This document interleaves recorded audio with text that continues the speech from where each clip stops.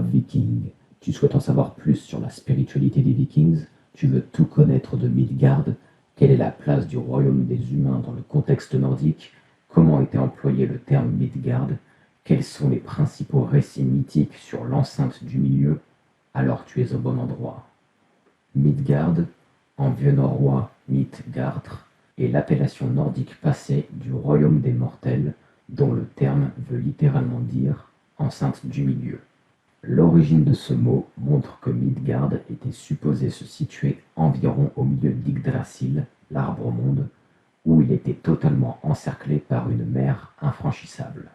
Midgard est situé dans les branches d'Yggdrasil, entre Asgard, le monde des dieux, en haut, et Niflheim, le monde glacial des morts, en bas. L'interconnexion entre le monde sacré et le monde profane, appelé Axis Mundi par Mircea Eliade, sous-tend une profonde vérité religieuse, à savoir que le monde du divin est accessible aux mortels. Ainsi, l'idée d'un Axis Mundi, représenté dans ce cas par Yggdrasil, fournit une métaphore efficace pour comprendre la relation entre la matière terrestre et la substance divine. La représentation d'un univers comportant divers points de connexion incarne l'effort historique d'une civilisation de schématiser une organisation théologiquement aussi compliquée que celle-ci. La centralité de ce concept pour les germaniques et scandinaves originaires est confirmée par les points communs lexicologiques au sein des illustrations de ce mot. Midgard est encerclé par l'énorme Jormungand, le serpent de Midgard, dont le corps est si gigantesque qu'il s'enroule autour de tout le plan humain, lui permettant de saisir sa propre queue. En tant qu'habitants de ce royaume, les humains sont sous la protection de Thor, auquel le Kenning, allusion poétique, fait parfois référence en tant que défenseur d'Asgard et de Midgard, et sous l'œil vigilant d'Odin, qui surveille chaque jour la terre avec l'aide de ses deux corbeaux surnaturels. Par-dessus Midgard, Hugin et Munin tous deux, chaque jour, ils s'envolent. Il convient de noter que certaines sources mythiques scandinaves présentent une certaine ambiguïté quant à la référence précise du terme Midgard. Effectivement, certains auteurs l'utilisent pour décrire le royaume des mortels, tandis que d'autres l'utilisent pour désigner une chaîne de montagnes infranchissables qui encercle le monde humain, une barrière érigée délibérément par les dieux pour empêcher les incursions hostiles des Jotun.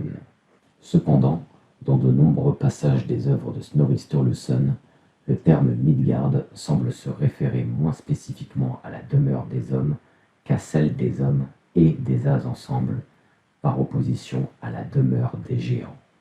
Bien que la majorité des exemples survivants de ce mot fassent référence à des sujets immatériels, il a aussi été employé dans des cas moins originaux pour désigner le monde humain. Par exemple, la stèle runique de Firbi représente deux frères qui se disaient les plus habiles en runes de tout Midgard. Le poème édique Hyndluljo utilise le terme d'une manière tout aussi générale. Qui sont les Librenais? Qui sont les Aunais, les plus honorables des hommes, qui habitent à Midgard? Le nom Midangird apparaît une demi-douzaine de fois à l'intérieur du poème épique anglo-saxon Beowulf et est le même mot que Midgard en vieux norrois. Le mot a une signification équivalente au terme grec oikoumene et peut être compris comme étant orbis wal cosmos, signifiant monde ou cosmos. Le terme reste courant dans les textes subsistants du moyen anglais. Bien que la définition n'ait pas changé, les écrivains ont commencé à assimiler le terme à une terre du milieu au lieu d'une enceinte centrale ou d'un royaume du milieu, comme c'était le cas à l'intérieur des écrits nordiques. Un exemple précoce de cette transformation peut être vu dans l'Ormulum. Tat uredritin wolde, ben boren itis midlaerd. Que notre souverain a voulu être né dans cette terre du milieu. Mitilagart est nommé au sein du texte en ancien ou allemand Muspili. Dans cet ouvrage, le terme est compris comme désignant le monde terrestre, par opposition à la mer ainsi qu'aux cieux. Lor Varsuilitsi, Suilizot, Ludiu der Himmel, Mano Ualit, Prinit Mitilagart. L'océan est avalé, le feu incendie les cieux, la lune chute, Midgard s'embrase. Comme dans maintes traditions mythologiques, la création du cosmos n'a pas été accomplie ex nihilo.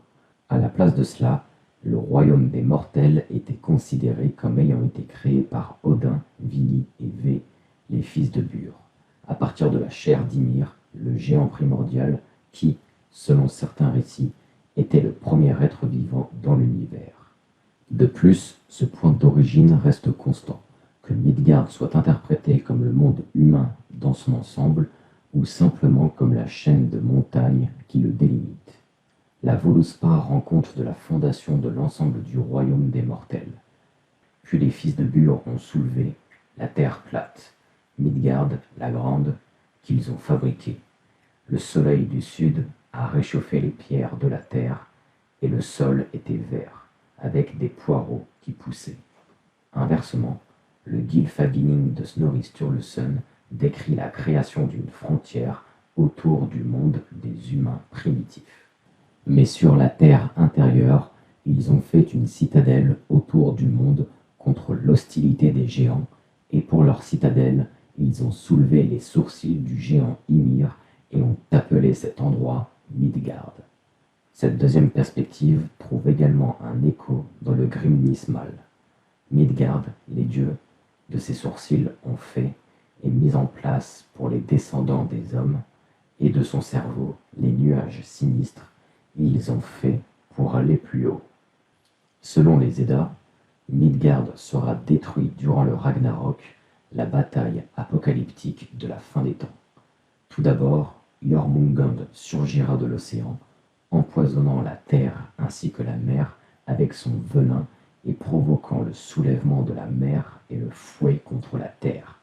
Plus important encore, Surt, le géant du feu, mettra fin au conflit en rasant la terre avec un infernal déluge de flammes. Cependant, une fois que la poussière sera dissipée, Midgard réapparaîtra et sera en fait plus hospitalière et plus fertile que jamais auparavant. Maintenant, je vois la terre à nouveau surgir toute verte, des vagues encore, les cataractes tombent et l'aigle s'envole, et le poisson qui l'attrape sous les falaises. Brave Viking, rejoins ton clan. Si tu as fini de regarder cette vidéo, alors tu cherchais réellement à tout connaître de Midgard, le royaume des humains dans la mythologie nordique. Uniquement quelqu'un d'intéressé aurait regardé jusqu'au bout. D'ailleurs, Viking Clan offre des centaines de produits sur les Vikings. Tatouages, bracelets, colliers, etc. Tout un arsenal. Les bagues Vikings sont appropriées si tu cherches à afficher tes valeurs en demeurant mesuré et raffiné. Les tatouages Vikings sont quant à eux plus remarquables et représentent alors l'ornement rêvé si tu désires exhiber ta virilité. Les liens sont en description. Tu as aimé cette vidéo? N'hésite pas à nous donner ton avis dans les commentaires et à partager des représentations sur le royaume des mortels. Ton chef de clan, Ragnar Lodbrok.